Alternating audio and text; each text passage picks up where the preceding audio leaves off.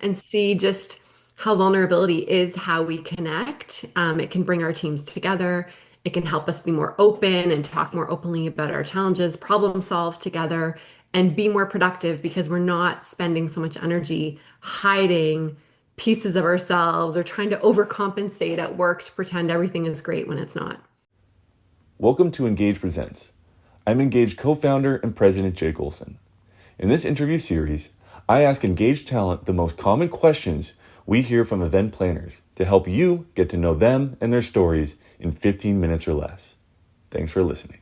Welcome to another episode of Engage Presents. I'm Engage president Jake Olson. Alongside me today, a very impressive woman. She is a human connection expert, a workplace well-being speaker, and author. Shannon Talbot, thank you so much for joining us. Thanks for having me here today, Jake. All right, so we're going to talk about a lot of things that you talk about, but you talk about leadership, and I want to know if there's 3 words that describe your type of leadership. What would they be and why? Hmm. I would have to say my first word would be authentic. I Okay. think I think it's really important for leaders to show up as they are in order to get, the right teams to follow them along and just to get the buy-in and engagement from their teams and their clients and everything. Another word that probably isn't used as much, but one that I love to use is vulnerable. So I think that the more vulnerable a leader can be, just the more human they are. And really, we all want to work for human people and be around humans that make mistakes and go through similar challenges that we all can resonate with. And a third one. Well, it's kind of more than one word, but like a strong communicator. I think that's really important. Somebody who's going to give direction, help set the direction, but also communicate it and communicate where they're headed, but also the why behind why decisions are made, why leaders choose the goals they choose, the strategies they choose. So I think the what and the how and the why are also really important, and you have to be able to communicate them. Yeah, no, absolutely. I love that you said vulnerable is one of them. You kind of speak about that and kind of the role of vulnerability can play in building teams. Do you mind kind of sharing just a little more on that, just from a teamwork and team trust and all that in the workplace? Yeah. So I think I kind of learned vulnerability the hard way. I I worked in banking for most of my career, very male dominated, worked a lot with Latin America, and I saw vulnerability as a weakness. And I thought, no matter what, I can't share what's going on in my personal life or my struggles or things that are happening.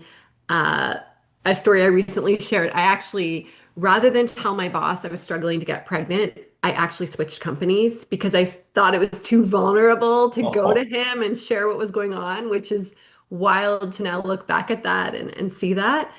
Um, so I learned the hard way. I took lots of detours rather than be vulnerable. And it wasn't until actually during COVID when I kind of hit my breaking point and I burnt out and I started sharing my struggles with people, with my network, and realized, oh, it actually doesn't make me look weak.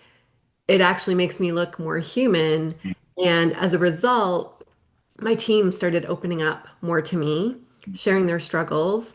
I was in at an advertising agency at the time, and our clients felt that closeness and felt, the what happens when you're more vulnerable, and they could see it. And we all kind of got, we got along better. We were more productive. We had more energy because we weren't trying to fake it at work anymore.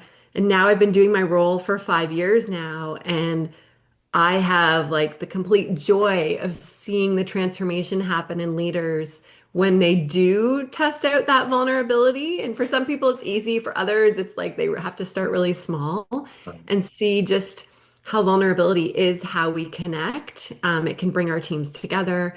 It can help us be more open and talk more openly about our challenges, problem solve together, and be more productive because we're not spending so much energy hiding pieces of ourselves or trying to overcompensate at work to pretend everything is great when it's not.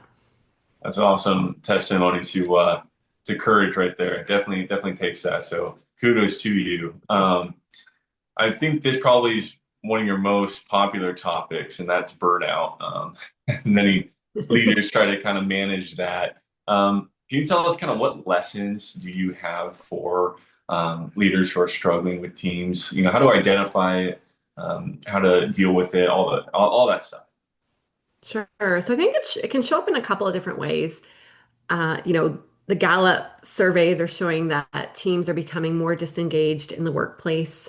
So I think, surveys will show if your employees are starting to disengage. We have the quiet quitting happening where they disengage but don't quit until they find something else. So, you might see that in some of your team members and be able to go talk to them and address it and see, is it their workload? Is it their bored with work? Do they need more learning opportunities? Do they just need more time off? Do they need to use their vacation or personal leave days and things like that? And then I think there's also perhaps the more dangerous camp of employees, which I fell into, which is you don't let on that you're burning out. And then it just comes to a head and they may have to take sick leave or they may just quit. I know a lot of people who have recently quit their jobs without having something to go to and they just don't see another option. So I think the best thing leaders can do is just create that open dialogue on their teams, talk about it. Obviously, teams and organizations care about performance. They care about human connection and well-being as well. It's what they bring you in, and it's what the importance of what you talk about. But kind of how do you marry the two between performance and kind of the well-being of an employee? Great question. Because yes, at the end of the day, for organizations, it is about revenue and profitability. And so I always bring in a slide where I share the statistics in the workplace of how burnt out people are feeling based on recent studies. But then I also, possibly more importantly, share the impact that that has. So what does it have on employee productivity, retention rates, as well as even the bottom line when it comes to sick days and days like extra vacation time and all of that. I bring all those stats in to show an organization what that total impact is. And then I bring in the tips of how we can start to reverse some of those trends. Awesome. And that kind of to your actual um, speech or your presentation, what does that actually look like? So you kind of just mentioned your slides there, but is it something that you're walking through slides up there, or walk us through if someone's looking to book and kind of want a little bit of a vibe of what to expect with your presentation? What does it actually kind of look like? Sure. So the first thing I always really like to do is understand what are the challenges the organization is facing. So I can customize my talk based on what those exact examples are and pull in some of those without obviously doing anything non-confidential. And then I typically have three pillars that I walk through. And it's kind of, looking at, okay, what energizes us?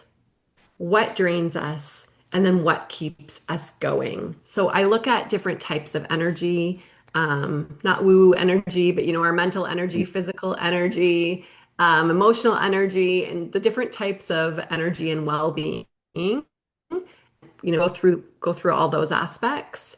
A lot of the time I usually give a story with each of my pillars that's pretty relatable to the teams, as well as some statistics. And then I always make sure I'm giving some really practical tools and tips for people to start implementing, hopefully the next day. And if you had to kind of boil down, I know this is a hard question when I ask this, but you kind of had to boil down a takeaway, for your audience to leave with, kind of what would that be?